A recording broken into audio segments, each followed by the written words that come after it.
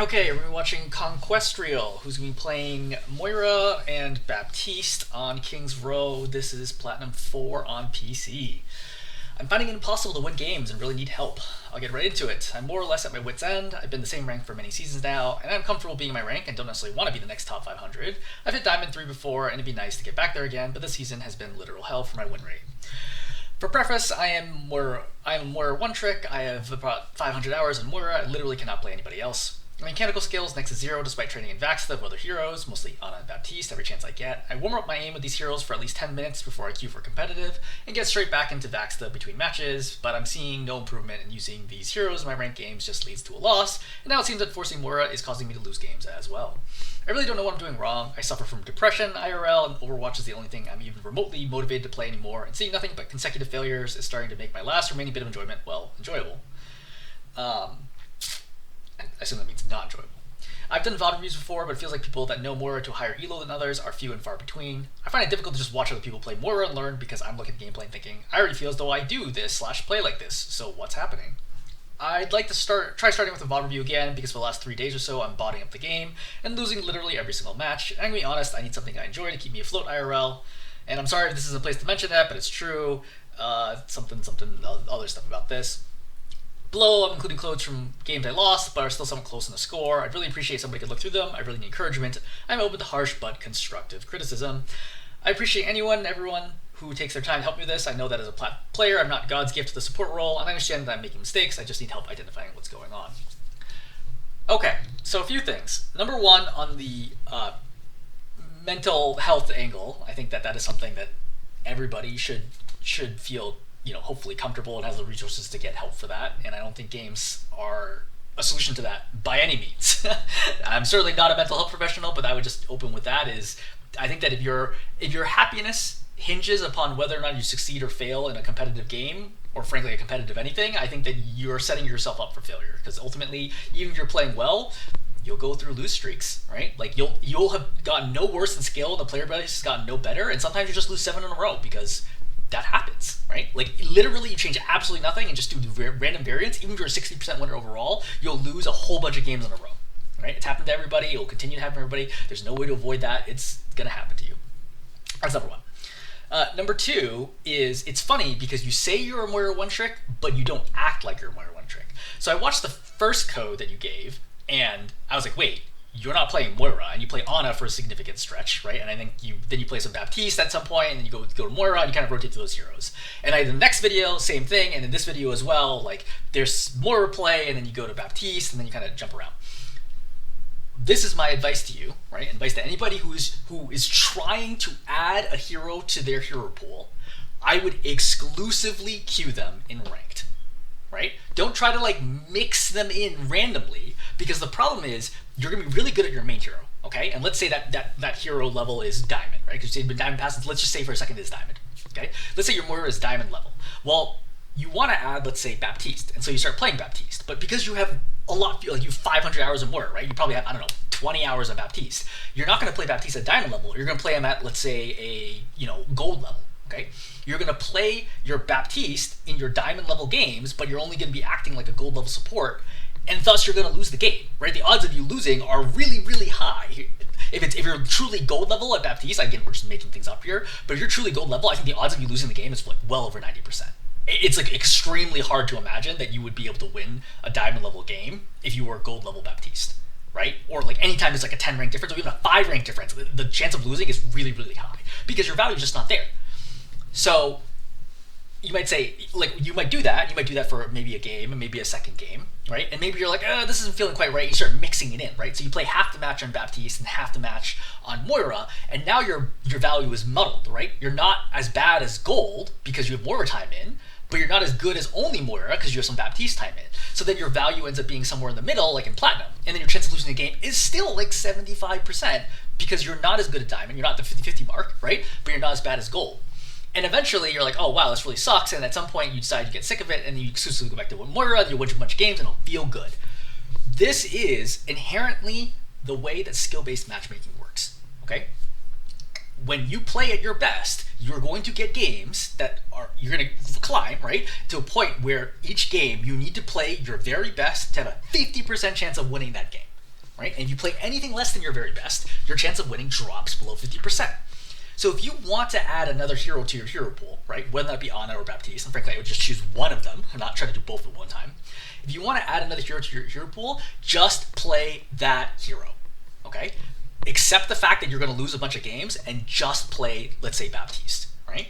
And you're probably going to lose like 80% plus of your games until you drop to a level where you can now start winning half your games on Baptiste. And over this time, you'll get better and better at Baptiste, and you'll start climbing back up, and eventually you'll bring it back up to your Moira level, and then you can play both of those heroes at a diamond level, right? The problem is if you throw Ana in there, then you have another variable to deal with, because you really need to equalize the time between the both of them in order to get it to work. But if you are trying to add a hero to your hero pool, you must resist the temptation to play your main hero again, because all that's doing is making the games harder when you're not ready for the game to be harder. I've done this multiple times before. I did this for Diva, or I did this for Ramatra, where I just basically one-trick them to get good at them, right? I dropped all the way from GM down to like mid-diamond, right? It's like literally like an 8+ rank drop, and I think for both the heroes, I dropped below 30% win rate. Until I had enough time where I'm like, look, I understand how the hero works, I know how to play it well, and then you start climbing back up because you learn a lot of lessons along the way. But I couldn't take my diamond level Ramatra to my GM games and expect to win, and I didn't, right? I just lost them because I clearly wasn't as good as I was at Winston or Risa or Zarya or anybody else that I'm significantly better at. Alright, let's cover the actual gameplay itself. So we're not going to see all of it, we're just going to see a sample, okay? We're going to cover your Moira push for final point on the first attack, because the first 2 points you roll through, so there's no point covering it. And then we're going to cover your Baptiste defense on the next point, right? On the first point of the next map. And I think we're going to go through like kind of what is successful, what's not successful, what are you kind of doing wrong, like what are you not seeing. But in particular, we're going to highlight how your Baptiste play is much, much worse. Like dramatically worse. And anytime that if you want to win, don't play Baptiste or Ana. You could one-trick Moira all the way to GM if you want to, right? Don't play Baptiste and Ana if your focus is, I want to be happy and win games now, and I don't want to deal with the stress and disappointment of losing games. Because I also saw your Ana from the other, like, it's just not good enough. So you're going to need to invest time in it. Like, that's not a reflection of you as a person. It's just like, I don't play, let's say, bocce, right? Like, I don't play bocce as a sport. I can't expect to play bocce as well as I play Overwatch because I have like 2,000 hours of Overwatch and I have like 1 hour of bocce in my life. Like, there's no reason to believe that I would be good at that. It's not a reflection of me. I just haven't put the time in. So the same thing's going to apply to Ana and Baptiste. Like, you just need to invest the time. There's no reason to be as good as your Moira until you put at least 100 hours in, right? If not like a few hundred, because you have 500 hours of Moira. All right, so let's cover this. There's a couple different styles of playing Moira, right? The one style is playing with your team as like kind of a core support, right? Where you kind of follow your tank around, often a brawl tank, and you heal and you provide damage, and you kind of do that. And it's great if your team is clustered together, and by healing, it will be enough to win the fight, right? This is very, very common when your team has a strong brawl lineup, like let's say Cassidy, Reaper, Rhine, right? And you just run over the team, and you're healing 3 people at once. You're healing like 210 health a second, and the enemy team just gets walked over. Right? That's like kind of like the optimal case scenario where this works. It starts falling apart where the healing is not enough to win the fight. So for example, you only have a Rhine, but your other 2 DPS are like Widow Hanzo, where you're basically never going to be healing them, and keeping your tank alive is not actually your win condition. Like, you can't get anywhere. You're really just hoping for the DPS to get picks, but you can't help them get picks either, because nothing you're doing is opening up space or angles for them. So the other style of Moira is more of like backline pressure, flanking DPS Moira, which is definitely a real thing. And I mentioned this in other things. I have resources for Moira as well, where Crow covers it for like the #1 Moira in like Asia, who exclusively plays like DPS Moira, right? And only heals opportunistically, but other than that, exclusively hunts for damage. So I think both are viable. I think the second action is actually a little better, but it's much harder to execute. So just as a starting note, right? But like just noting here that you are playing style #1, but you're going to kind of go into style #2, which is good. Here's our damage orb. Okay, right, great. We're just kind of farming ultimate right now. Right, keeping the Rhine up. I would just follow your Rhine here. Yep. Leashing. Kill turret. Great. Everything here is basically fine. Nothing super exciting. So let's talk about your orbs, okay? Orbs are like really, really important to you because it's pretty much the only utility that you have. So for this orb, why am I throwing this orb here? Is it because my Rhine is low? Or is it because my Rhine is going to be low? I don't think either of these things is the case. Right? Your Rhine is currently full health, right? He's missing like 25 health right now, A. B, the enemy team is not doing a great job poking down your Rhine, as you've seen, so it's not necessarily that we need this orb at this moment in time. And number 3, the angle of orbs is really important. So you notice that you threw it right here, and it bounced here, and it went straight back, which means that any future damage your Rhine takes, the orb won't be able to help him. Versus, if instead of popping it there, let me show you again. So instead of firing it here, if you fire it here, it's going to follow the Rhine out as he pushes. And it's very important for Orb is to predict where people are going to be. Right? It's like part of basic game sense for Moira is to know that what's happening here. Because if we look at it vertically here, your Orb is going here, so it's going to bounce straight back. Versus, if you throw it out here, the orb is going to follow along, which makes it a lot more likely that the Rhine will be able to benefit from the full value of the orb. You want, in an ideal case, every single orb you throw, healing or damage, to use up the entire amount. Healing orb heals for 300, damage orb does 200 damage. You want them to get all that value, right? And better Moiras will get a lot more average healing and damage than worse Moira. So if you want to be a better Moira, you need to get more value out of this orb. But this orb, as soon as it hit the wall, it's just going to bounce out and like nothing's going to happen to it, right? Then it's just out of there, right? So he's just going to fly away and nothing's going to happen. This happens to you all the time. And I was actually going to talk about this in the other videos, in the other replays you showed, but because you were playing like Ana, etc., I just decided not to cover those. I'm just noting that this happens to you all the time. Like, you throw your orbs way too carelessly. Because I think the orb is still okay if you threw it this way. I think I would have waited a little bit longer for the Rhine to actually take damage. But orb is a relatively short cooldown, so it's like not the biggest deal. But if the placement of the orb is absolutely massive, okay? Like, that is the only real aspect of the orb, besides when to use it and where to aim it, are the only two things that really matter for orbs. You can't be missing half of those things. All right, and arguably missed both in this scenario. But we're coming out here. I would never frontline. This is what's called frontlining, where you step in front of your tank. I think going over here is okay. I think that at higher ranks you can get punished for this. So, for example, the soldier could slide up here right now and kill you. But it's okay. I'm not going to strictly say this is a mistake. I would just be careful about doing this. So, soldier does in fact slide up here. You don't have orb and you don't have bait. If you did have orb, I think this is totally fine. If you without orb, I think this is very dangerous. There's a good chance that the soldier could straight up kill you right now. So, fortunately, the soldier happens to be standing in a location where your soldier can shoot her, which drops her health very, very, very fast. Most of this damage is not you. You only do 60 damage a second, which is not a lot, right? She gets super low, you throw the heal orb, right, and then she's going to end up dying. Was this a good play or a bad play? I think it's a really trick question. I think it's neither. Right? I think that you faded up here without orb, which is dangerous, right? Because you don't have orb. Right now, with an orb, healing or damage makes it a lot more likely you win this fight. A. But B is your soldier able to kill their soldier. Now, at another level, you could say, well, I knew that my soldier could see this, so I knew I was safe because it's crazy for the soldier to slide up here if both of us can see her. So the net of it is, I'm not really sure, but I don't think you're thinking through it. And that's the most important part. It's not necessarily about the outcomes. It's about what did you know when you made that decision. I don't think you thought through what was going to potentially happen here and had a plan for it. I think that part is pretty clear. Okay, so this is obviously doing nothing. You hear Lucio. Okay, that's fine. Go to Lucio. A note here, in my mind, is I know that the soldier has died recently. She's going to be respawning in the next 10 seconds, and she's going to come out and she's going to shoot me in the back. So I only have about 10 seconds here to do something, and then I need to leave. So you're leeching Lucio. Fine. Right? Leech. Yep, that's fine. I think your tracking could be a little better, but kind of is what it is. Right? Leeching. So around now, I know the soldier has to be alive, and I'm very strongly considering leaving right now, because opening my back to the soldier could get me killed. I do know she doesn't have railgun, though, so she's not going to be able to instantly kill me. So I do have some time to react, so I can stick around a little bit. So, back to damage orbs. So, there's kind of two different theories of damage orbs. I don't want to cover this in too much detail, because I've covered this in other situations, too. But if you fire sorry, I should actually do it this way, right? So if you're firing an orb at a target, there's two possible options that you can take.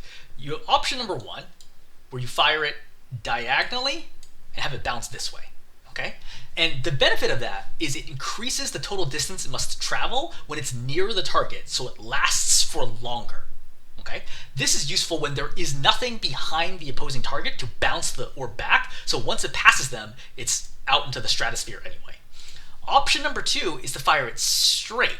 This is very useful when there is a wall, because it's going to hit the wall and then it's going to come back, right? And then that maximizes the time that it'll be at the opposing target. This is something that I think you need to think about this all the time. Every single orb that you use in Moira is, do you want to bounce it on the ground, or do you want to send it parallel to the opposing wall? And it all comes down into predicting what is going to happen in the next 4 seconds for what's after this orb, right?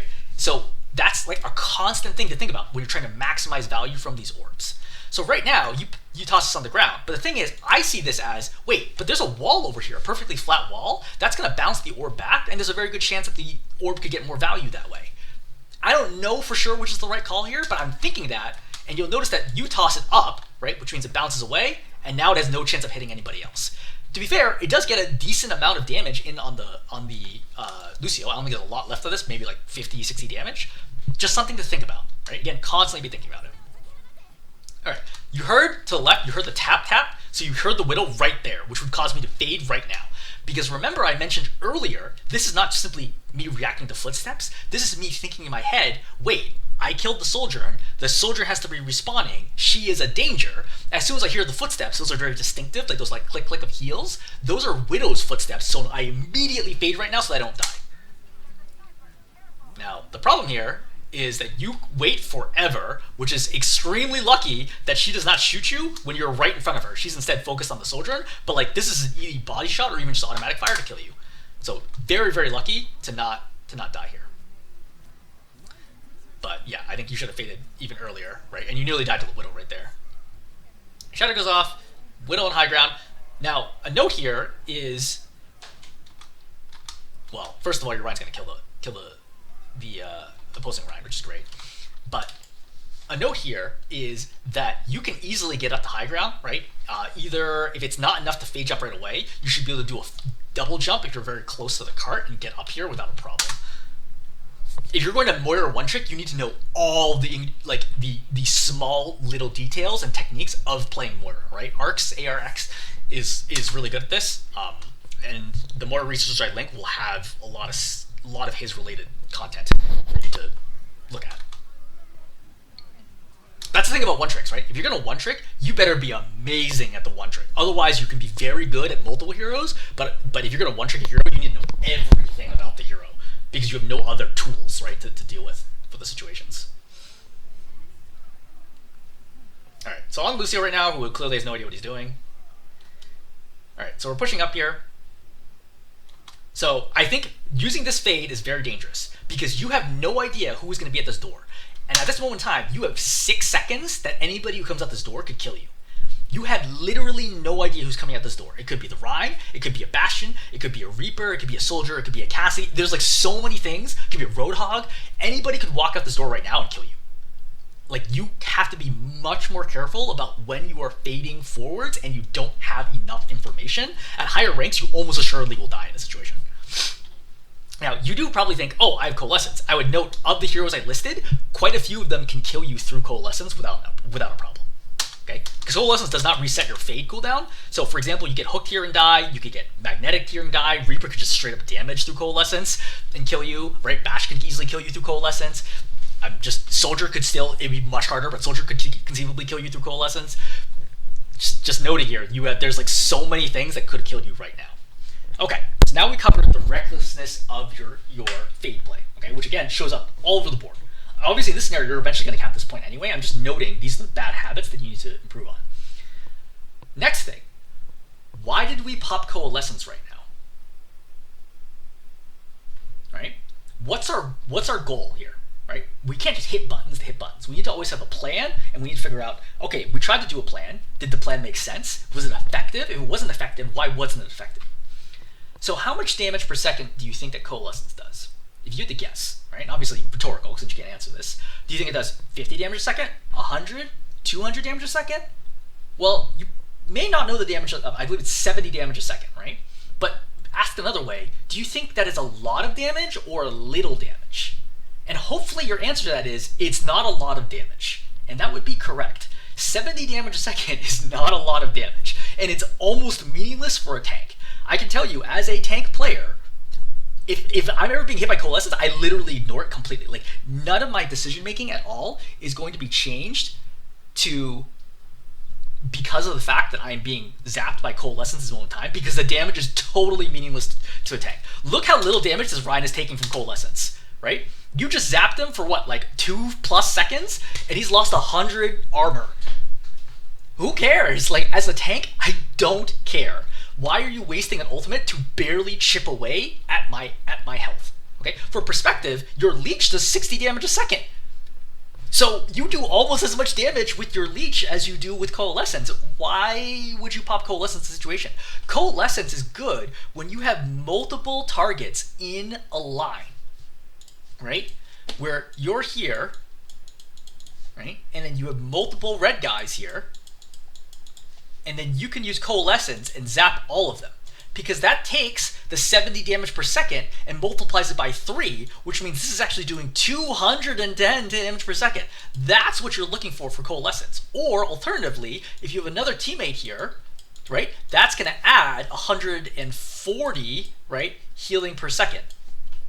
Those are the situations you're looking for Coalescence. Multiple targets in a row. Solo ulting a tank is crazy, unless you could guarantee that you will kill the tank, and the tank would not have died from anything else. In this, like, for example, the Ryan has like 40 health and he's going to get away and get healed. Yeah, and he has shield up. Yeah, pop Coalescence and kill him. Right? But other than that, this is the type of situation that you're looking for. Multiple targets in a row.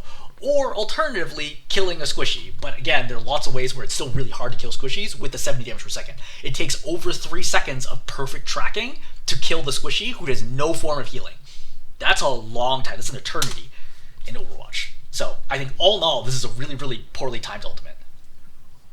Again, notice the Ryan, just like, the Ryan has been coalesced by you and being hit by multiple heroes, and he's barely taken not even his armor is gone. Like, this is so meaningless. Instead, use this opportunity, if you are in the situation, go after the Ana right now, right? Zap the Ana, force her to take cover, because that's going to be more value than just trying to zap this Ryan.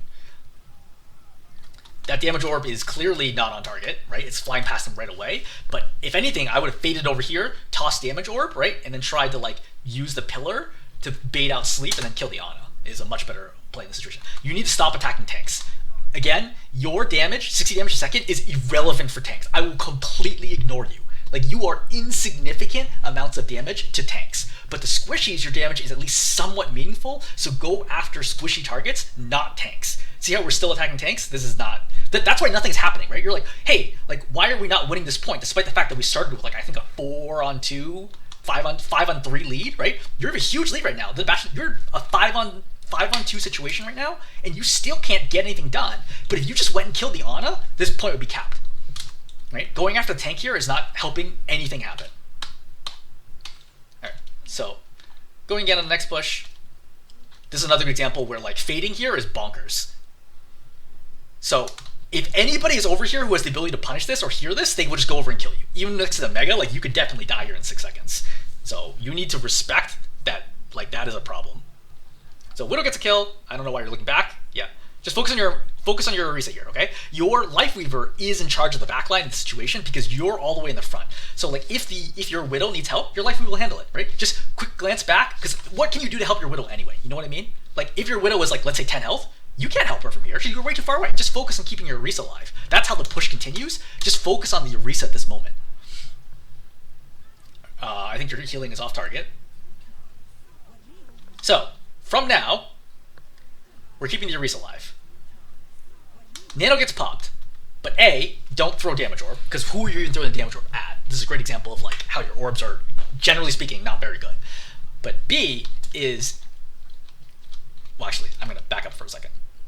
When you throw orbs, don't activate the ability and then pause and think about what you want to do.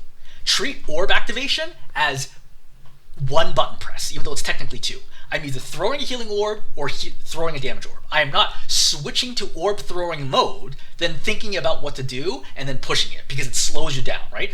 When you activate orb, just go for it. If you look higher level players, they will never activate orb mode and just stand here for a second while they think about it. It does not happen.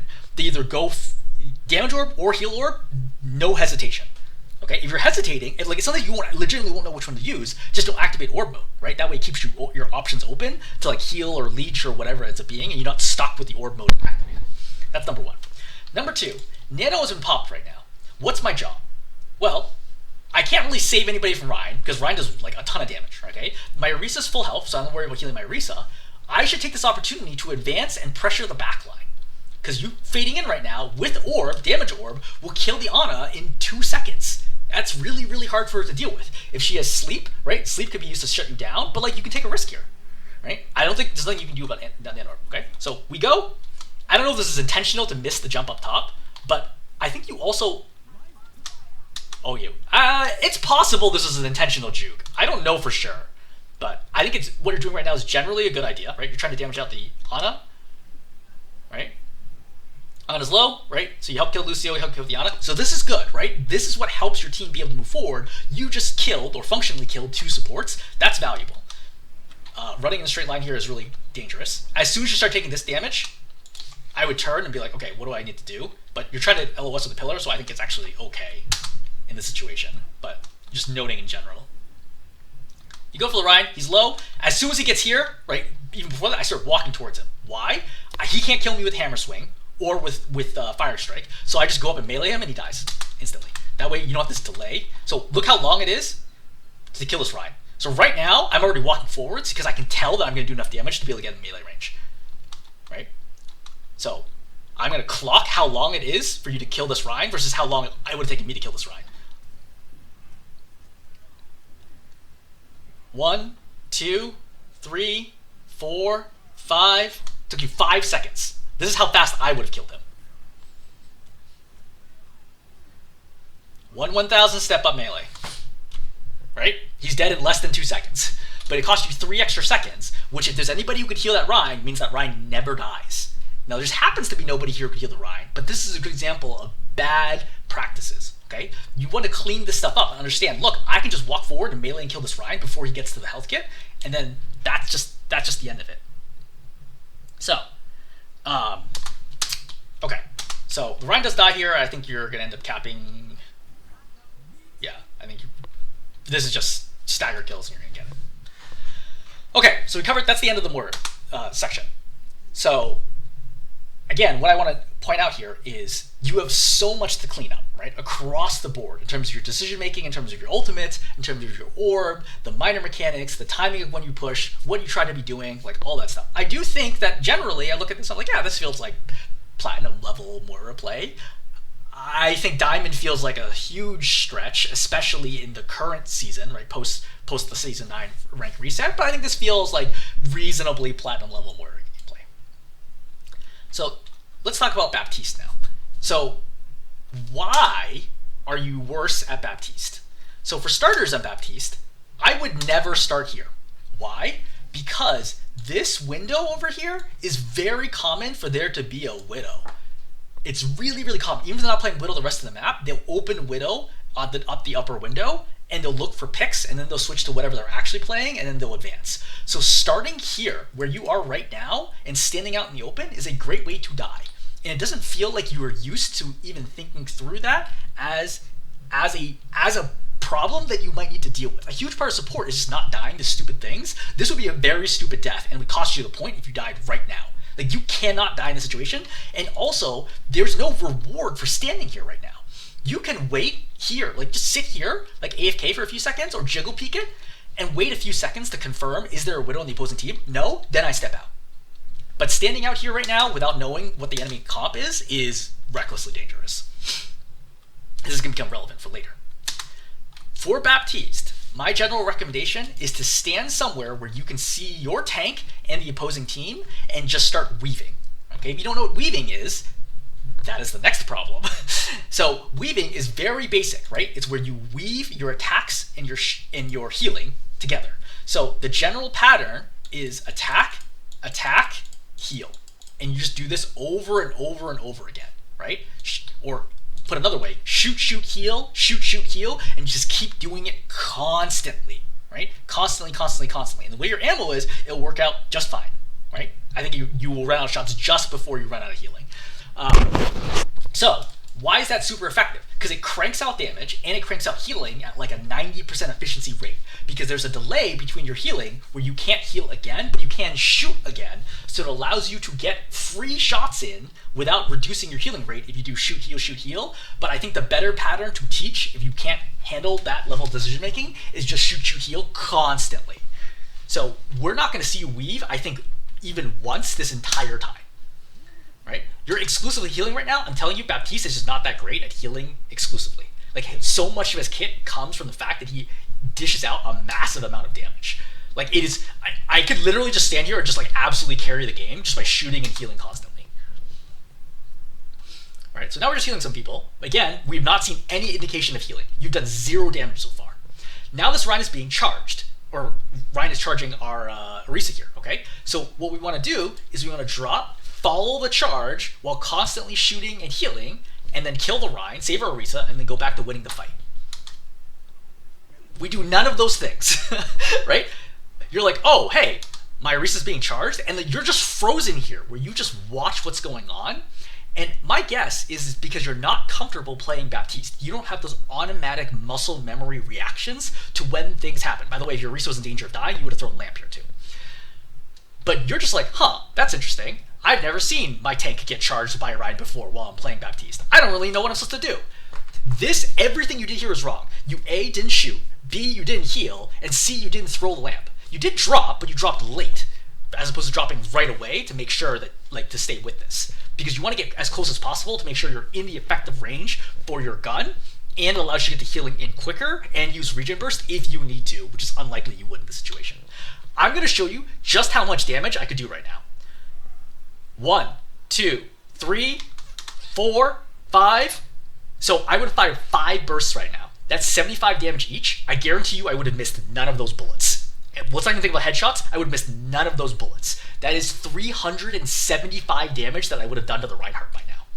Again, 1, 2, 3, 4, 5, 6, 7. Right now he's got shield up, but like that, this Rein is dead. Like he is 100% dead. That's with no healing whatsoever. The Reinhardt is dead. There is not a significant amount of aim required here, right? Other than when charging, yeah, maybe you miss a few, but like at this point in time, all the shots here are against a stationary, gigantic target on your screen.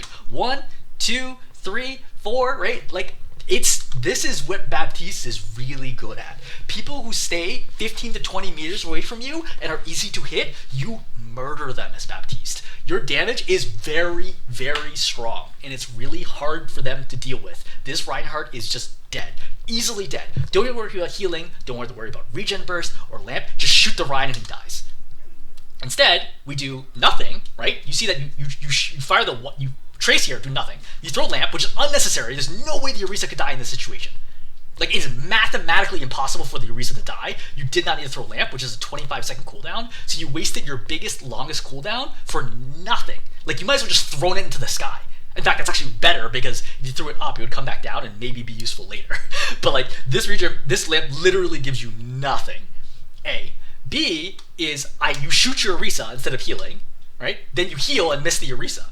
So you did 3 things here, right? The lamp, which was wasted, the shot, which was wasted, and the heal, which was wasted. This is why you lose fights, right? Because you're not doing anything or not doing it efficiently. And this goes back to, look, you just need more time playing as Baptiste, right? Like, Baptiste is a fairly mechanically demanding hero. It is hard to weave instinctively. It takes muscle memory and lots of practice to get good at it, especially in different situations, at different angles, under pressure, under stress, right? Like all sorts of things with different visual effects going on. It's hard, but it takes time. But like, your inexperience on Baptiste shows right away, right? All the things, the difference between you and an AFK Baptiste at this point in time is nearly 0, right? For the charge of the Rein. You did heal people before that, right? But at the moment that your Rein charges right here, right now, if you just took your hands off your keyboard and mouse for the next, 10 seconds, it would be functionally the same as what you actually did. I know it's harsh, but like, that's what I'm trying to indicate. You literally are doing nothing. Like, nothing here is of any value. And now we're shooting a shield that's definitely never going to break, right? Now we're finally healing the Orisa. So again, Rein should be dead by now. He would have been long since dead if you just tried to shoot him at all earlier. So you're gonna jump up top here, right? Jumping forward a little bit, nothing super exciting. Now, they're gonna switch the Bastion to the Widow. To be fair, I wouldn't have seen this either because the Bastion switches not right when he dies, but actually a good chunk of time after that. So I think it's fair to not realize the Widow's here. I would have seen her at the top of the screen right now because I have better peripheral awareness than you do, and I would not have done this jump. But either way, I think this is a reasonable mistake to make in Platinum, okay? Or even in Diamond, I think this is a reasonable mistake. It was not an immediate switch, right? It was like middle of a life switch is what it is. So fine, we die here. The Mercy reses you. So now we think, okay, the Widow was a problem, right? I have to recognize the Widow is dangerous because you just killed me. Now you know the Widow is alive, right? And a factor. So now, if any further deaths from the Widow are on you, like the first one will give you a pass, any further deaths is on you. I would note, you have 143 health and you're literally staring at a health kit right now, right? A health pack. It is like dead center in your screen. Why are you not picking up the health pack? So, just little details, right? It's like, this is so easy, just walk and get it. Like nobody, the Mercy's not critically wounded or anything like that, just get the health. So, walking over to here, right now, could be death. You can see the Widow. You saw the Widow from earlier. She's still in the exact same spot. There's no reason to expose yourself to heal a Mercy who's missing, what, like 15 health? This is insane. Right? Now I do it again. But what are you doing right now? Right? Why are you exposing yourself to the Widow who just killed you 5 seconds ago from the same spot? And you could see her in the previous peak where you went too far as well. This is how you get killed. And that is exactly what happens. Right? So you're never going to be able to climb to more ranks if you don't understand what are the opposing heroes good at and how do I mitigate their strengths. Widow is looking in the exact same spot the whole time, right? And you just walk in and she kills you. And it's because you were in the exact same spot from earlier, right? Her whole focus, right? She goes out the Mercy right now, but her whole focus is on this area to the right. Oh my god, so lucky. That is actually a crazy good res. So her whole focus is on this right side area, right? This area right here is dangerous. You can't be peeking here. If you came from this corner, it's unlikely that she'd be able to see you. Obviously, you have no way of getting there. I'm just noting that if you came from here, you're probably okay, and you don't die immediately, right? But if you come here, I would expect to die against a Widow with any sort of kind of aim, and you need to respect that aim, especially because you don't even need to peek right now. Yeah, your Reese is at half health, but like Reese has so many damage mitigation tools, the Mercy can see her. I don't want to be here, right? I just want to rotate back, right? I would like wait here, wait for the Widow to take a shot, then rotate to here, and then the Widow's not a problem for me anymore. Like that's the kind of like thinking that you don't seem to have at all. And I suspect part of it's because you're just playing Moira and you can fade wherever you want, and other heroes don't have, like fade is like literally like the best defensive ability in the game. So because it gives you verticality, it's fast, you're invisible, you're invulnerable, it purges, like it covers long distances. Fade is like outrageously good. And I think you're kind of spoiled from having that defensive mobility skill, and like you don't even think through like the other stuff as to how that's a problem. All right, I'm gonna hold there. Right? I think that's more than enough detail for you to like point out like what are the things that you need to improve on, right? There's so much depth to this as well. Like obviously we're covering 1% of like what you could be doing. I think on Moira we cover probably like 25%, right? But Baptiste, this is only a small sliver of the stuff that you need to improve on. If you want to learn more, I have plenty of more content related to Baptiste and Moira. Watch VOD reviews of other players, right, playing your hero who have very similar mistakes, if not identical mistakes to you. You can watch them at your rank or higher ranks, all totally up to you. But that's where I would point you to next, in addition to just watching general guides for like Baptiste or Ana to get better. All right, I'm going to hold there. Hopefully it's helpful.